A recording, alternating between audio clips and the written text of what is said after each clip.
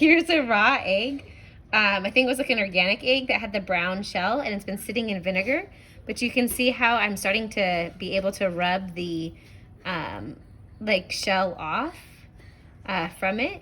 So it's starting, some areas are flexible already, and there's still some shell on it, so I'm gonna let it sit for a few more days in the vinegar. Okay, so here I'm gonna take 2 tablespoons of Himalayan sea salt. That's what I had in my house. I'm just gonna stir it, so now I have this really concentrated salt water. Now, over here, I've had this egg. It was a raw chicken egg sitting in vinegar for about a week now, and you can see how the vinegar has dissolved the shell. So now I have a cell where you can see I'm touching the cell membrane. So this is a fluid and flexible membrane, a lipid bilayer around this cell. So you can see how it is fun and flexible. Okay, so now I'm gonna set it into this high concentration of salt water. Ooh, a little full, and we're gonna let that sit, probably overnight. Okay. Okay, so now it's been a day, and I'm gonna check on my egg that's been sitting in salt water.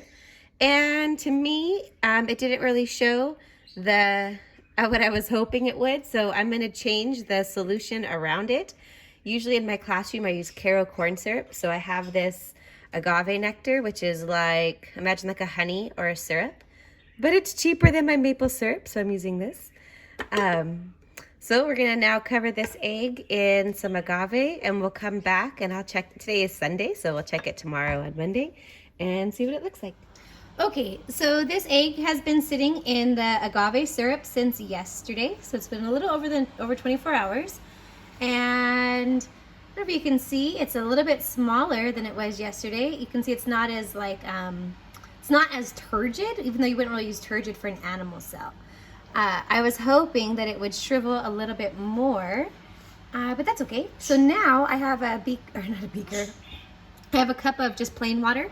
And so what we're gonna do is, actually it was hot water coming out of my sink. So I'm gonna put, oh, you can kind of see how this is a little bit less full than yesterday. And so now I'm gonna put it in hot water. I've never put it in hot water, but I just finished dishes. So it happened to be hot water coming out of my sink.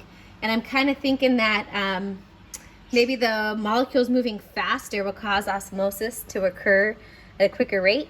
So we're gonna leave that egg in there, maybe till tomorrow, and we'll see what happens. Rock, hit stop for me, my hands are dirty. Okay, so a few hours ago, I took the egg out of the agave syrup and put it into hot water. So it's only been a few hours, but we can see that the egg is a bit bigger than it was before. It's a little bit more firm as well. But I was kind of, so I don't know if that's a side view or not. There you go. But I was hoping for a more dramatic experience than what we saw in the agave. So now I have other experiments going on at the same time. But here I have some honey, which maybe has a higher sugar content than agave because it's a little bit more viscous, a little bit thicker. So now we're gonna cover this egg in honey and leave it there for a while, and then come back and see the results.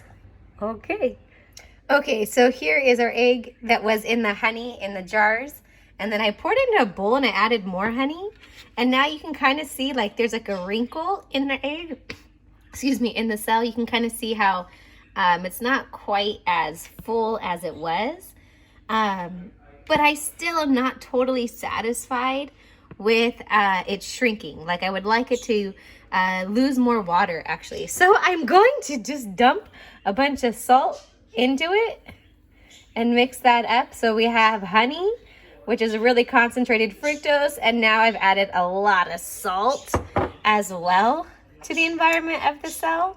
And then let me just stir that around a bit. And we're gonna let that, I don't even know, what this is gonna turn out like. We will find out in a while. Okay, so here is the same egg, but now in a really high solute concentration. You can see there's some wrinkles on it, and it's definitely smaller than it was. All right. Oops, my hands are dirty. I can't hit stop. Sorry.